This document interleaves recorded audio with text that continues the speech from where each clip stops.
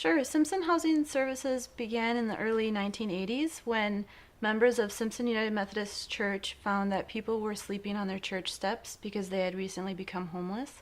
So the members of the church actually opened the shelter thinking it would be open over the winter in the cold months and that they would eventually be able to close. But since the early 1980s, unfortunately, homelessness has only increased. So in the early 90s, we incorporated as a separate nonprofit and have since added services to serve men, women, and children. High school students can be involved in a number of ways to help the homeless.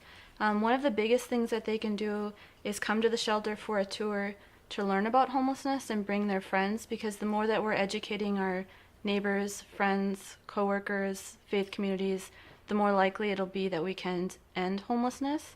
High school students are also welcome to come in and help serve a meal at the shelter, and they can help with children's activities as well.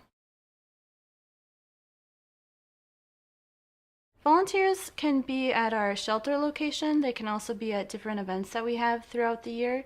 We also have 4 different sites in Minneapolis for tutoring kindergarten through 3rd grade students in reading. So there's several different locations within the metro that volunteers can get involved.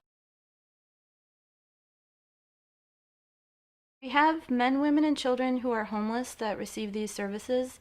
We've also really done a great job of moving families from shelter into their own apartments, and those are the children that we provide tutoring services to. So they've been homeless in the recent past, but now they have a stable place to live and can work with volunteers.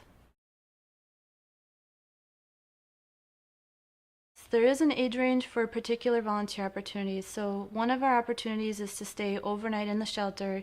For that, you need to be 18. To do children's activities, you need to be 16, or you could be 14 if you have a parent with you. If you'd like to come and serve a meal with a group, there is no age limit.